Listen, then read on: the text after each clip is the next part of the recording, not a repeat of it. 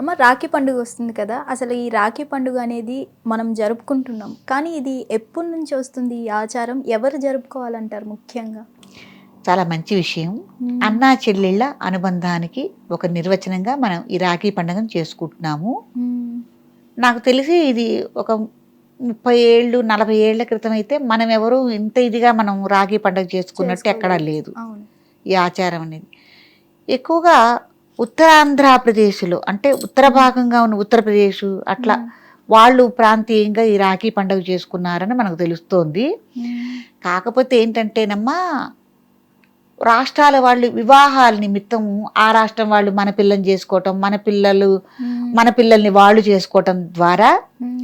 ఈ వివాహ వ్యవస్థలో అటు వాళ్ళు ఇటు, ఇటు వాళ్ళు అటు వివాహాలు చేసుకోవటం వల్ల ఆచార వ్యవహారాలను కూడా కొన్ని కొన్ని అక్కడ వాళ్ళు ఇక్కడ చేసుకోవటం, ఇక్కడ ఆచార వ్యవహారాలు అక్కడ చేసుకోవటం, హ్మ్. ఈ పెళ్ళిళ్ళ వల్ల ఇలా వచ్చింది. ఓకే. కొంతమంది హ్మ్. ఆడపిల్లలు అక్కడి నుంచి ఇక్కడికి వచ్చి చేసుకున్నారనుకోండి. హ్మ్. ఇప్పుడు ఉత్తరప్రదేశ్ పిల్లలు మనం చేసుకున్నాం. హ్మ్. పాపం అక్కడ వాళ్ళ తోడబుట్టిన వాళ్ళు ఉంటారు కదా! వీళ్ళు ఈ పండగ చేసుకుంటూ ఉంటే, హ్మ్. మన ఇంట్లో ఆడపిల్లలు కూడా మనం కూడా మన తమ్ముడికి, అన్నయ్యకి చేసుకోవాలనిపిస్తది. రాఖీ కట్టొచ్చుగా అన్న హ్మ్. ఉద్దేశంతో అవును. ఈ పండగను చేసుకుంటాం. ఏదైనా హ్మ్. ఒక మంచి విషయం, ఒక హ్మ్. మంచి పండగ, మంచి మనసుతో ఆహ్లాదంగా చేసుకునేది ఏ పండగైనా చాలా హ్మ్. బావుంటుంది. ఓకే. అట్లా చేసుకోవటం. కాపోతే మనకి పురాణాల్లో కూడా హ్మ్. ఒక నానుడుంది. ఈ రాఖీ కట్టటం అనేది. రాఖీ అంటే రక్షాబంధనం. రక్ష అంటే అతనికి ఏ చెడు జరగకుండా ఉండాలి, హ్మ్. మేలు జరగాలి, అన్ని విషయాల్లోనూ జయం చేకూరాలి అని. ఓకే. ఒకానొక టైంలో రాక్షసులు దేవేంద్రుడి మీద యుద్ధానికి వెళ్ళి హ్మ్. దేవేంద్రుడిని అసలు ఆయన సింహాసనం నుంచి తరిమేశారు అమరావతి నుంచి. తరిమేసి అమరావతిని వీళ్ళు ఆక్రమించుకొని వీళ్ళున్నారు రాక్షసులు. హ్మ్. ఉన్నప్పుడు మళ్ళీ దేవేంద్రుడు వాళ్ళని ఎట్టయినా పారదోలాలి, యుద్ధానికి వెళ్ళాలి గదా! అప్పుడు దేవేంద్రుడి భార్య ఏం చేసిందంటే, నా భర్త రాక్షసుల మీదకి మళ్ళీ యుద్ధానికి వెళ్తున్నాడు. హ్మ్. ఈసారైనా జయించి రావాలి. మన అమరావతి పట్నం మనకి రావాలి మళ్ళీ తిరిగి. హ్మ్. దేవేంద్రుడు జయించి రావాలి. నా భర్త జయించి రావాలి సుఖంగా, క్షేమంగా అని ఆవిడేం చేసిందంటే, పార్వతీ పరమేశ్వరులకు పూజ చేసుకుని, హ్మ్. అక్కడ ఒక దారాన్ని పెట్టుకుని, రక్షాదారంగా ఒక దారాన్ని పెట్టుకుని పూజ చేసుకుని, దేవేంద్రుడికి ఆ రక్ష కట్టింది కుడి చేతికి. ఓకే. కట్టి, స్వామి హ్మ్. మీకు ఈ రక్ష కడుతున్నాను భగవంతుడికి పూజ చేసి. కాబట్టి మీరు క్షేమంగా వెళ్ళి ఈ యుద్ధంలో జయించి మళ్ళీ మీరు తిరిగి రావాలి అని కట్టింది ప్రప్రథమంగా. ఓకే. ఆవిడ కట్టింది. హ్మ్. తర్వాత మళ్ళీ మహాభారతానికి వచ్చేసరికి శిశుపాలుడు నూరు తప్పుల గురించి అయిపోయిన తర్వాత శిశుపాలుడిని శ్రీకృష్ణుడు వధించాడు హ్మ్. తన సుదర్శన చక్రంతో. వధించినప్పుడు ఆ సుదర్శన చక్రాన్ని వదిలిన టైంలో కొద్దిగా చేతికి వేలికి గాయమైంది కృష్ణుడికి. హ్మ్. ఆ దగ్గరలోనే ఉంది ద్రౌపదీదేవి. హ్మ్. ఉండి అందరూ అటు ఇటు చూస్తున్నారు. ఏం జరుగుతుంది? కట్టాలి గుడ్డకని కట్టాలి చేతికని.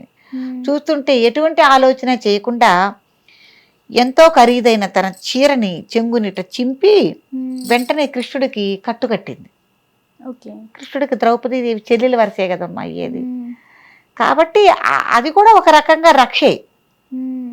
అట్లా కట్టడం కూడా రక్షగానే భావిస్తాం. కాబట్టి హ్మ్. మనకి పురాణాల్లో 2 ఇతిహాసాల్లో చెప్పబడుతోంది ఇది. రక్షాబంధన్ అనేది. హ్మ్. కాకపోతే ఇప్పుడేంటంటే మనం చెంకీలతోనూ, దారాలతో రకరకాలుగా అవును. చేసినవి కడుతున్నారు. మోడల్స్. హ్మ్. న్యాయంగా అట్లా కాదు.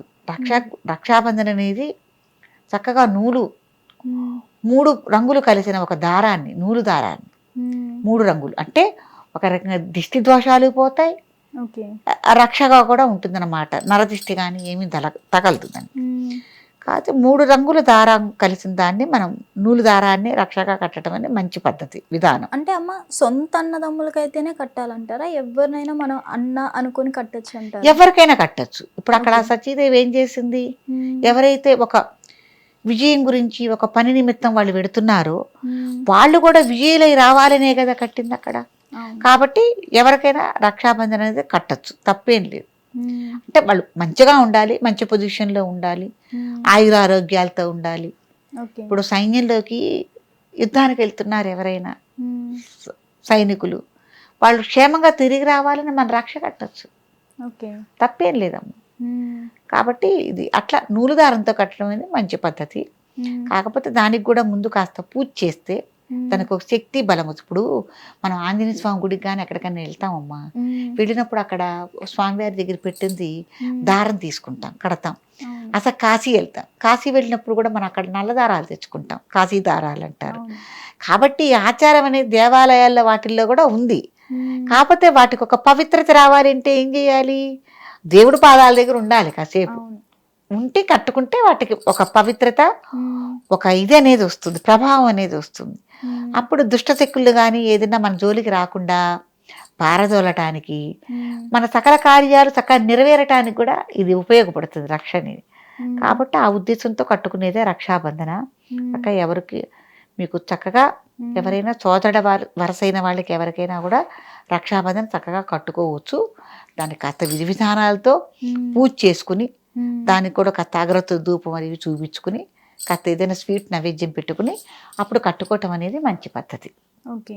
కాబట్టి ఇది ఒక రకంగా సోదరుడు ఇంటికి వెళ్ళి కట్టాలి, కానీ సోదరుడిని మన ఇంటికి పిలిచి మనం కట్టడం అనేది మంచి పద్ధతి కాదు.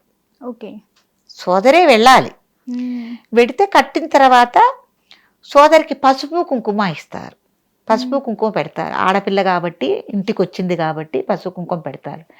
దీనివల్ల ఏం తెలుస్తుందంటేనమ్మా, ఆడపిల్లకి ఏ కష్టం వచ్చినా కూడా సోదరుడు అనేవాడు అండగా ఉన్నాడు, తనకి బలం ఉంది అని నలుగురికి తెలుస్తుంది.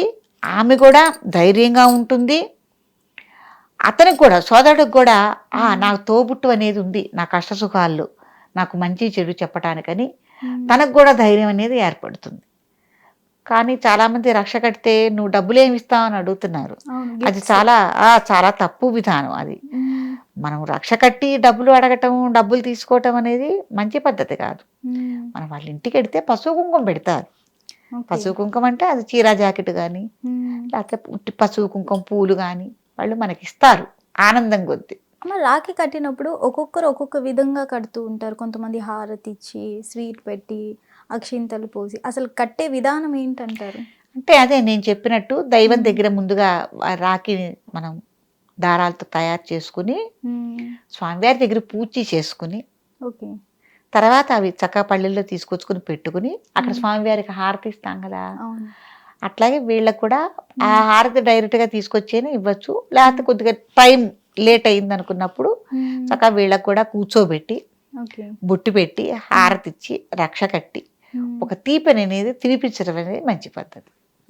చేసుకోవచ్చు, తప్పేం లేదు. కాకపోతే నేనేమంటానంటే ఆ రక్షకు ఒక పూజా విధానం కూడా చేసుకుంటే దానికి ఒక పవిత్రత అనేది వస్తుంది, బలం అనేది వస్తుంది. హిట్ టీవీ యాప్, ఇందులో short news, live news, entertainment shows, movies, digital magazines తో పాటు మీ జిల్లా వార్తలను కూడా ఫ్రీగా చూడొచ్చు. ఇంకెందుకు ఆలస్యం, వెంటనే హిట్ టీవీ యాప్ ని డౌన్లోడ్ చేసుకుని ఫ్రీగా ఎంటర్టైన్మెంట్ పొందండి. Hit TV app. Hit TV app. Please download hit TV app. Hit TV app ని ఫ్రీగా డౌన్లోడ్ చేసుకొని ఎంజాయ్ చేయండి. మీకు నచ్చిన ఎంటర్టైన్మెంట్ కోసం హిట్ టీవీ యాప్ ని ఫ్రీగా డౌన్లోడ్ చేసుకుని ఎంజాయ్ చేయండి. హిట్ టీవీ యాప్ ని డౌన్లోడ్ చేసుకుని ఆస్వాదించండి, ఆశీర్వదించండి. ఇంతమంది సెలబ్రిటీలు హిట్ టీవీ యాప్ ని డౌన్లోడ్ చేసుకోండి అని చెప్తున్నారంటే ఎంత మంచి యాప్ ఆలోచించండి. అమెరికా అమెరికా అమెరికా అమెరికాలో చదవాలనుకునే వాళ్ళకి విశ్వసనీయమైన పేరు మన శౌర్య కన్సల్టెన్సీ. UK లో 1 year masters. UK లో 1 year masters. 2 years work permit up to 5 years visa. Contact Saurya Consultancy. Contact 89851 89851.